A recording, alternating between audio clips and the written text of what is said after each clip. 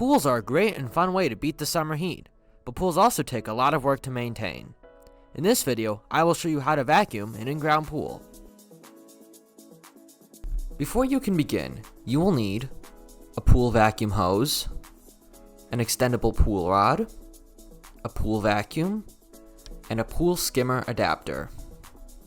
First, we'll begin by shutting off the main drain. In order to do this, you should first turn off the pump, to make it easier to turn off the main drain. Remember to turn the pump back on afterwards. After that is done, it is time to start preparing the pool. Begin by removing the lids from your skimmers and removing the baskets.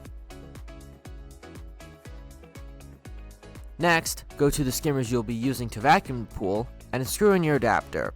Then, go to all the remaining skimmers and close the suction using the flap in order to maximize the amount of suction in the vacuum.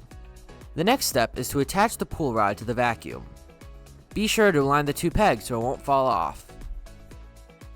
You will then need to connect the hose to the vacuum. After that is done, you can now attach the hose to the skimmer attachment. What you will need to do is first put the vacuum in the water, ensuring not to let go of the rod so it won't go underwater. Second, you will need to feed the hose through the skimmer box and attach it to the adapter.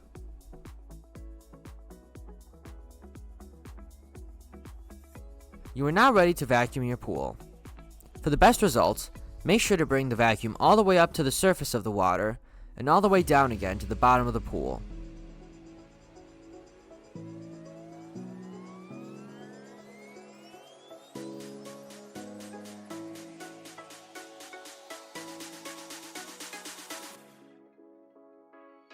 Once you have finished, you can now begin to take your vacuum apart and detach the hose.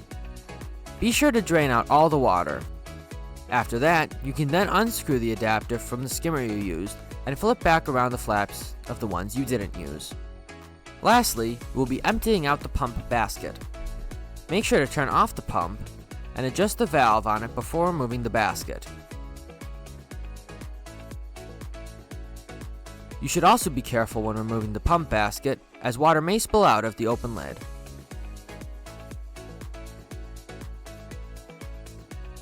You can also clean out the skimmer baskets now as well. It may help to spray them down with a hose. After that is done, you can replace the baskets in the skimmers and the pump basket in the pump. Finally, you can now turn the pump back on and flip the valve back.